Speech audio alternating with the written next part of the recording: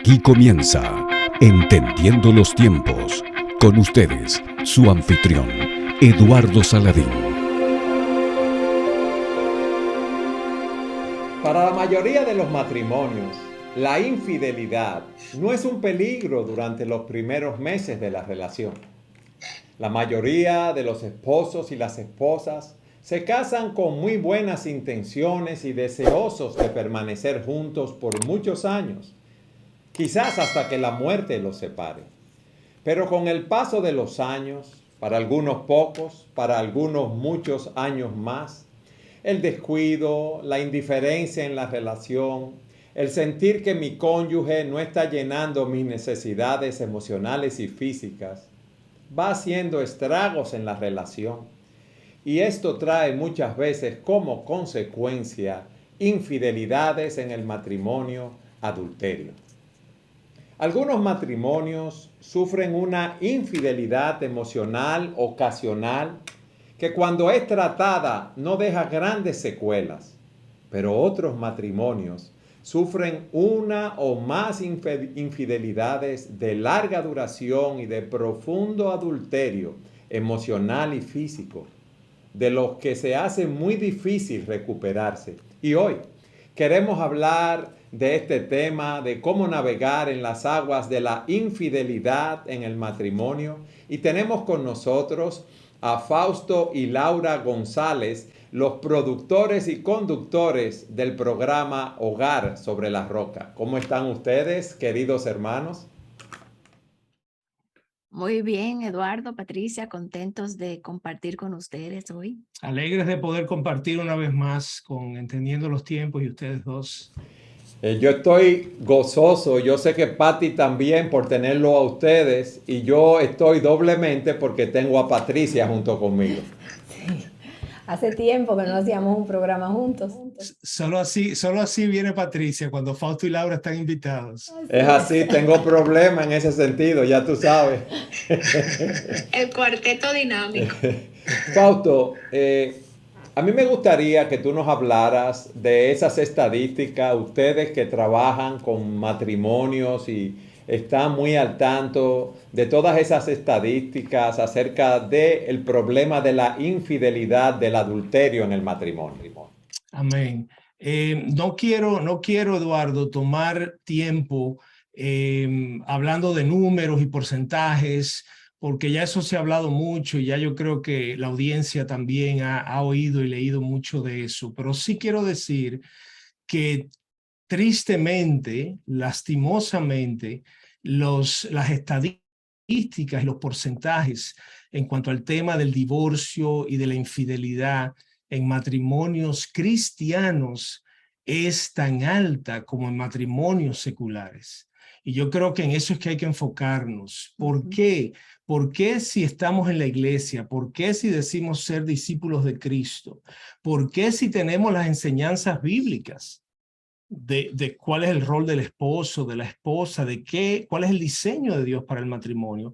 ¿Por qué nuestros números no son diferentes a los números de matrimonios que no tienen la verdad, que no conocen lo que Dios ha dicho sobre el pacto matrimonial? Y yo creo que eso es triste, eso es algo que nos debe llamar la atención, nos debe inquietar, no tanto a los pastores y líderes de la iglesia, sino a toda la iglesia en general. Pero esa es una realidad muy grande, que matrimonios, esposos y esposas que conocen la palabra, que se congregan, batallan con estas mismas luchas, con estas mismas tentaciones de verse atraídos a otras personas, a terceros, de violentar la fidelidad dentro del pacto matrimonial, de desconectarse emocionalmente y conectarse emocionalmente con otras personas.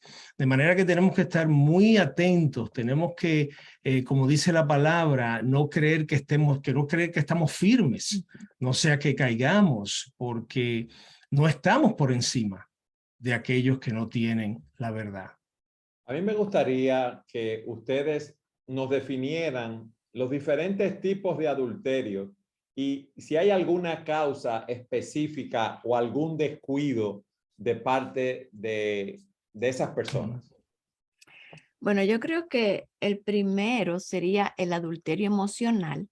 Y yo soy la que quiero hablar un poco más de eso, porque yo creo que es algo que las mujeres, sobre todo, somos más propensas a tener. Quizás muchas mujeres, sobre todo mujeres cristianas, no caigan en un adulterio físico, pero son muy tentadas a ser atraídas por otros hombres emocionalmente hablando. Y entonces vemos que si el esposo no está llenando las expectativas que esta mujer se ha hecho, si el esposo se queda corto, si no es cariñoso, si es áspero o si no es como ella entiende que debe ser, ya ella empieza a ver y a ver otros esposos quizás o quizás en el trabajo. Ahora como la mujer sale a trabajar, tiene otras oportunidades de conocer otros hombres que a su parecer, sin conocerlo profundamente, quizás lucen más cariñosos, más vulnerables, más emocionalmente conectados a ella. Ella se ve atraída ahora por este hombre, aunque no llegue a caer en pecado físico, pero sí se empieza a dar ese adulterio emocional donde ahora ella no encuentra esa conexión con su esposo, pero sí con esa otra persona. Y también los hombres caen, no es solamente las mujeres. Ok, porque en el trabajo llegan ahí y pasan 8 horas juntas. Si hay un niño enfermo, ese compañero o esa compañera de trabajo está atenta para poder hablar con ella, preguntarle cómo está o cómo se siente y quizás le hace preguntas y comparte ciertos temas que por falta de tiempo con su esposo o por descuido en el matrimonio no se comparten. Pero era Sí, como, y yo creo, perdón. no, que como Yo- decía Fausto, que nosotros los creyentes a veces bajamos la guardia. Entonces pensamos, esto no me va a suceder a mí, porque yo estoy clara de que yo hice un pacto para toda la vida, este es mi compañero o mi compañera, en caso de que sea el hombre. Y la persona entonces sale a la calle, establece relaciones y me imagino, no sé, me imagino que tocaremos el tema de las redes y eso, se conecta a través de todos estos medios con la guardia baja, o sea, sin estar alerta, porque no sucede de la noche a la mañana, es algo que se va elaborando paso a paso, cada vez va creciendo y cuando tú vienes a darte cuenta, por no estar pensando, como dice, el que cree que está firme, mire que no caiga, no hay nadie que no sea susceptible a que estas cosas le pasen. Sabemos que todo el mundo es capaz de cualquier cosa. Entonces la persona ya se va involucrando y cae en ese primer tipo de adulterio, que es un adulterio emocional. Amén. Así es, así es. Y como tú dices, Patricia, va sucediendo paulatinamente. Nadie sale a la calle y dice, voy a tener un adulterio emocional. Quizás ni se dan cuenta que están sumidos en ese tipo de adulterio hasta después que ya están bien emocionalmente conectados con esta otra persona. Y ahora les parece como que, wow, ya yo no amo a mi esposo o a mi esposa, sino que amo a esta otra persona. Pero no es algo que pasa rápidamente y debemos estar apercibidos. ¿Qué otro tipo de adulterio tenemos, Fausto? Bueno, por lo general, Eduardo, se habla de este adulterio o infidelidad emocional y tenemos entonces el físico, que es cuando este ya cruza la línea, cruza la barrera y pasa a ser una relación ya física, donde hay intercambio físico de caricias y puede llegar hasta el acto sexual. Pero también hay, en esta época que vivimos, vemos este tipo de infidelidad visual que pudiera llamarse, que es emocional también y que es muy engañoso porque como yo no estoy físicamente con la persona, me excuso y me engaño a mí mismo porque en mí late un corazón perverso y engañoso, dice Jeremías, y entonces ahora estoy mirando lo que no debo, sea que sea pornografía, sea que esa conexión emocional pasa ahora a unos encuentros por FaceTime, por videollamada, donde ahora hablamos y nos vemos, ¿ves? Y sabemos de relaciones de infidelidad donde el hombre está en un país y la mujer está en otro. Y porque estamos en continentes separados, creemos que no, que esto no es tan grave porque yo no he tenido sexo con esta mujer, como esa frase célebre que Clinton hizo, yo no he tenido sexo con esta mujer, porque nos engañamos a nosotros mismos. Y hoy en día lo vemos muy frecuentemente, personas casadas que ahora se establecen una conexión emocional con otra y eso ahora cruza la valla, la cerca protectora y nos empezamos a ver y hablar por videollamada y pues tienen todo tipo de intercambio sexual a través de la pantalla. Sí. ¿Ves? Antes era que si yo iba a ser infiel, yo tenía que encontrarme con esta mujer en un hotel, en algún lugar, yo tenía que encontrarme con ella hace 50 años atrás y no tanto.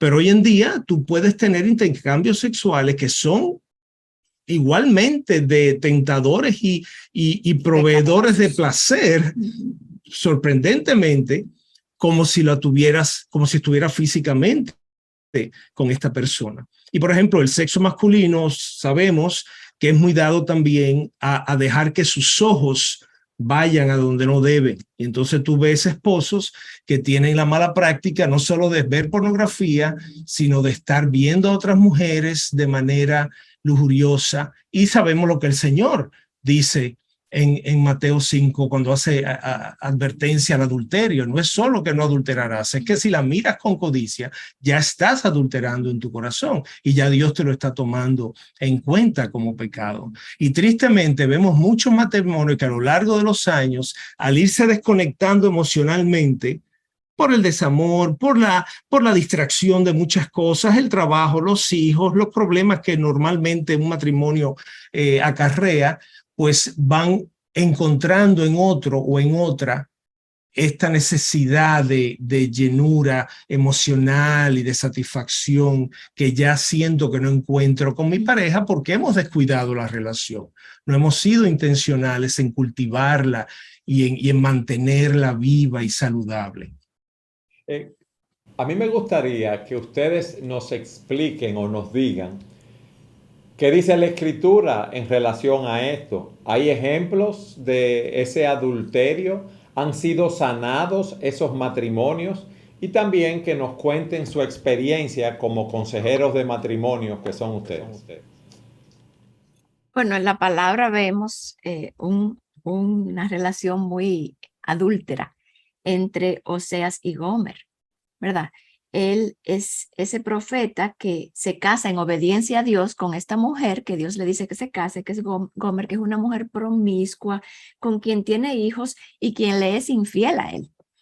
Y ella lo abandona para estar con otros hombres, pero Dios llama a Oseas a perdonar a su esposa y a recibirla de nuevo y a mostrarle amor. Y yo creo que la palabra de Dios es clara, que lo que más glorificaría a Dios es que luego de un adulterio haya reconciliación, haya arrepentimiento primero, por supuesto, arrepentimiento, que se extienda el perdón y que se trabaje en la relación y se restaure la relación.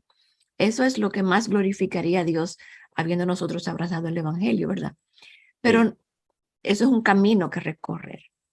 Yo creo, Eduardo, que si bien no solo el adulterio, es decir, todo pecado, y el adulterio no es un pecado peor que otros, el pecado es pecado, lo que definitivamente el adulterio pues afecta gravemente el tema de la confianza y la conexión que debe haber en ese modelo de una sola carne que hay entre el esposo y la esposa. Y entonces, cuando eso se quebranta, cuando eso se lastima, se daña, la sanación, la recuperación, la restauración es compleja, es complicada porque el corazón está herido, las emociones han sido dañadas y entonces por eso vemos la lucha que hay en conceder el perdón y en tratar de restaurar la relación. Pero yo creo que ese ejemplo del profeta Oseas y su mujer Gomer, Dios nos quiere indicar que si bien el adulterio es muy terrible en la relación familiar, en el matrimonio, hay esperanza, hay perdón, hay reconciliación si seguimos las normas bíblicas, si hay confesión, si hay arrepentimiento, si hay restauración, si nos dejamos enseñar, si nos dejamos pastorear, ¿ves? Si somos transparentes. Y Dios, hemos visto, tú decías de nuestra experiencia como consejeros, hemos visto un sinnúmero de casos donde Dios interviene en medio de esa crisis, de ese caos, y ahora vemos una relación más fortalecida, más hermosa, una reconexión como la que a veces no hubo ni desde el principio. Porque muchas parejas se conectan al matrimonio, están muy emocionados al principio, la intimidad está muy al rojo vivo, pero no hubo una conexión espiritual, emocional, real. Y ahora, después de Dios pasarlo por un valle de sombra de muerte, ahora Dios hace una obra verdaderamente hermosa. Y tú ves ahora que vemos maestros y consejeros matrimoniales que tienen un testimonio personal de la obra restauradora y redentora de Dios en su matrimonio, que ahora impacta a muchos otros. Pero definitivamente no deja de ser una realidad que el atacar el pacto matrimonial, el violentar el pacto matrimonial por un adulterio, pues deja estragos, hace estragos y produce daños que para muchos son casi irreparables. Y por eso vemos que aún el número de divorcios dentro de la iglesia es muy alto, porque ahora tú tienes una esposa engañada, una esposa traicionada, que le cuesta trabajo poder retomar esa relación, ese matrimonio, por el dolor y las heridas y la traición que se ha dado, y hay muchos casos como ese también, tristemente, muchos más que los que hay de restauración. Y yo quería también decir que ciertamente los matrimonios son difíciles. Nosotros tenemos muchos años de casado, ustedes también, y sabemos que va a haber irritantes. Y por supuesto, el que más interesado está en destruir matrimonios es Satanás, ¿verdad? Porque el matrimonio apunta al evangelio y ese misterio hermoso. Entonces, por supuesto que Satanás va a tratar de venir y de dividir y de traer conflicto y de que venga la tentación. O sea que la tentación posiblemente venga. No es que no hayan tentaciones, y más que hoy en día, hablando de las redes sociales, más tentaciones que nunca, como Fausto decía. Ahora yo puedo tener una relación con alguien en Argentina que nunca he visto personalmente, pero puedo enamorarme de esa persona y entonces desenamorarme del que tengo al lado porque estoy involucrada con esta otra persona. O sea que la tentación va a venir.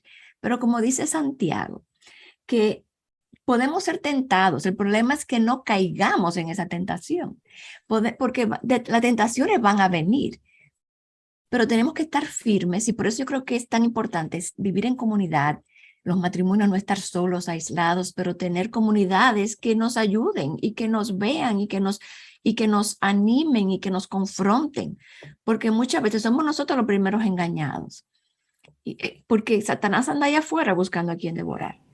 Okay. Hay algo que a mí que he visto en la práctica pastoral a través de los años en casos de adulterio, y es que las mujeres son más propensas a perdonar cuando hay un adulterio. En el caso de los hombres es más difícil. ¿Qué ustedes pueden decirnos de su experiencia en estos casos y cómo una persona, un hombre, puede ser sanado en ese sentido? Tú sabes, Eduardo, que yo no me lanzaría ni me atrevería a usar porcentajes y números, porque no los tengo. Me voy a basar simplemente en los casos que hemos visto, en los hermanos y hermanas con los que hemos trabajado. Yo creo que si bien la mujer parecería ser en mayor frecuencia la que perdona, es porque en la mayoría de los casos, aunque esto está cambiando, el hombre es el que tiende a ser infiel. Hoy en día vemos que esos patrones se están reajustando y están cambiando. Vemos hoy en día, por cierto, en los últimos tiempos, hemos visto un aumento muy grande en mujeres infieles y mujeres que abandonan su hogar, abandonan a su marido, abandonan a sus hijos porque conocen a otro hombre que ahora llena su tanque vacío. ¿Ves? Su marido la ha descuidado, está muy ocupado, trabajando muchas horas, ausente de la relación y del hogar, y ahora la mujer muchas veces por vía de el internet y otras formas, encuentra quien la llene. Y estamos viendo en los últimos tiempos, con estos cambios sociales que hemos visto y todos estos cambios de ideología que nos están afectando, vemos mujeres que están cayendo en esta práctica. Pero históricamente, casi siempre, en la mayoría de los casos, el varón ha sido el que tiende a ser el infiel, el que tiende a traicionar a su esposa.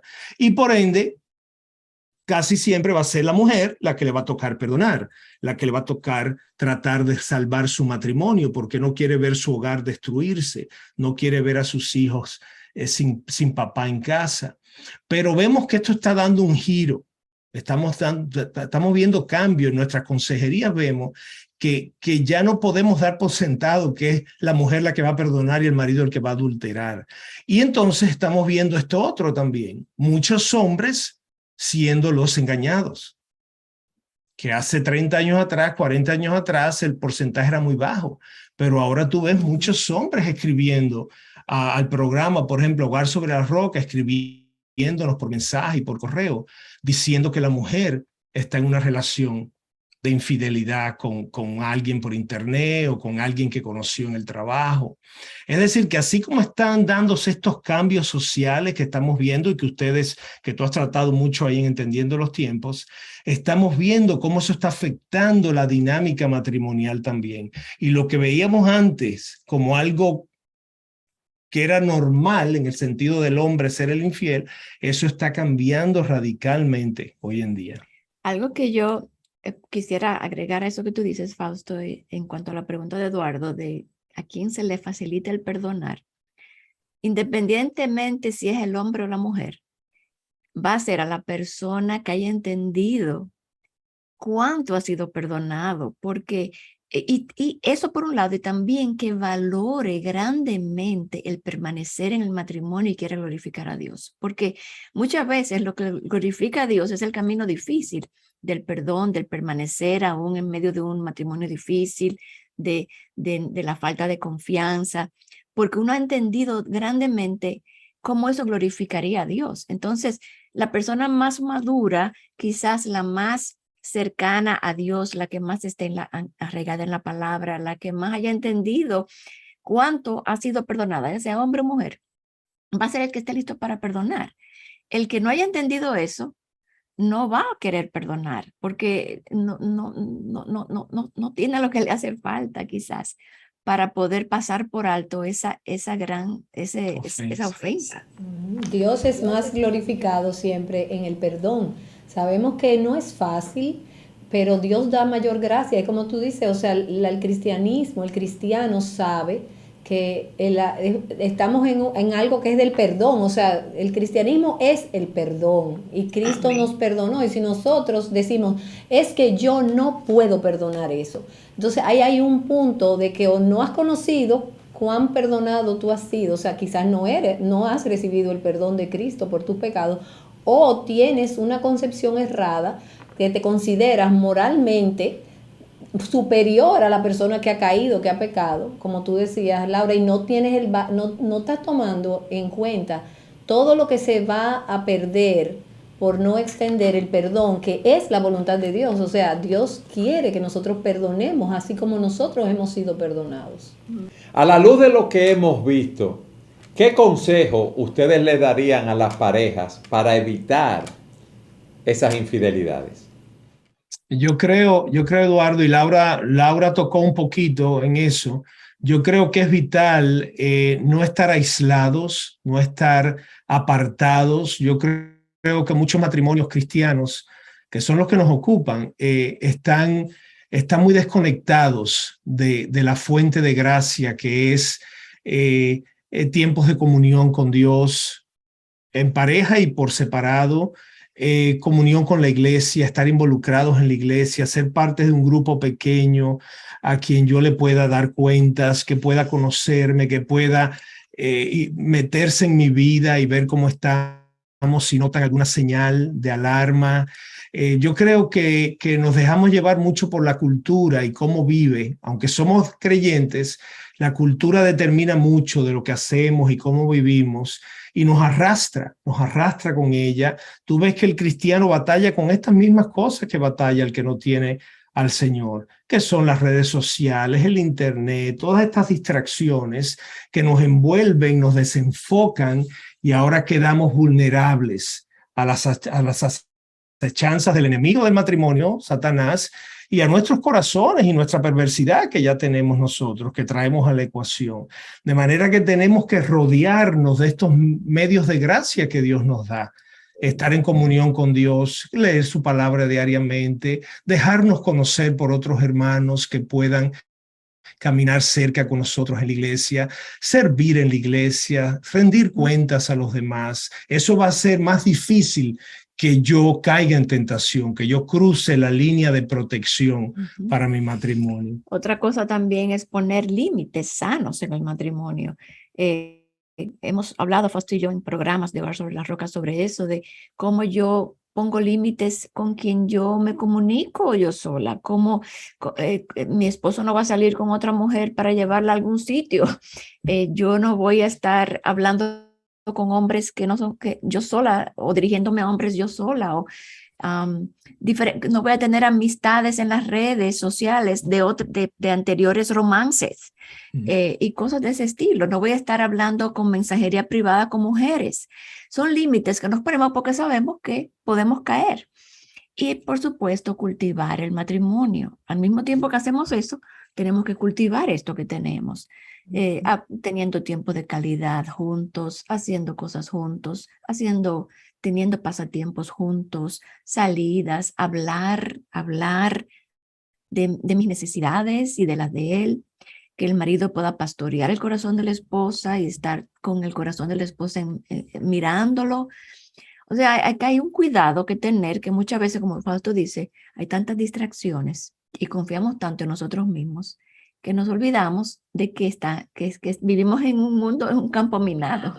Y siendo amigos, siendo verdaderamente amigos y siendo transparentes uno con el otro. Cualquier cosa que te suceda con alguien del sexo opuesto, que tú creas, díselo, dile, mira, me pasó esto y esto con esta persona. O sea, tener siempre como esa honestidad y esa transparencia para no dejar lugar al diablo, porque el diablo entra por cualquier rendijita. Así es. Ustedes saben que vienen dos textos a mi mente. Cuando hay una infidelidad, un adulterio, la parte ofendida se siente rechazada, se siente menospreciada, se siente maltratada. Y el Señor ha dicho en Efesios capítulo 4, versículos 31 y 32, quítense de ustedes toda amargura, ira, enojo, maledicencia, toda malicia. Debemos despojarnos de esas emociones pecaminosas. Y dice, antes bien, sed benignos unos con otros, misericordiosos, perdonándoos los unos a los otros, así como Dios os perdonó en Cristo. Cristo perdonó todos nuestros pecados, lo echó en lo profundo del mar. Y cuando yo digo que perdono, debo tratar de tener en mente, como ustedes también decían hace un momento, ese perdón de Cristo, que fue un perdón total y completo. Y debemos tener también esperanza en nuestro matrimonio.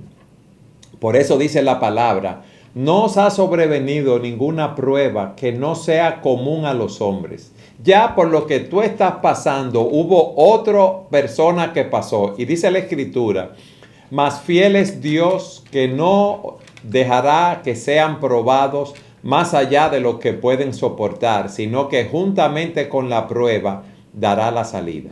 Aquí hay una esperanza para aquel que cometió la ofensa, pero también para aquellos que están siendo tentados para saber que si seguimos la metodología que Dios nos da, como ustedes nos han explicado, Dios nos dará la salida. Y aquellos matrimonios que están luchando porque han sido ¿verdad? Se ha traicionado su confianza, ha habido una infidelidad.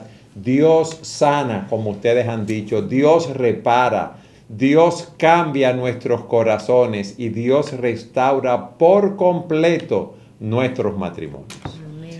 Pati, ¿alguna nota final? Bueno, eso mismo, hay ayuda, hay esperanza, porque Cristo vive y Cristo se especializa en coger los casos más difíciles y más desastrosos y glorificarse a través de esa restauración.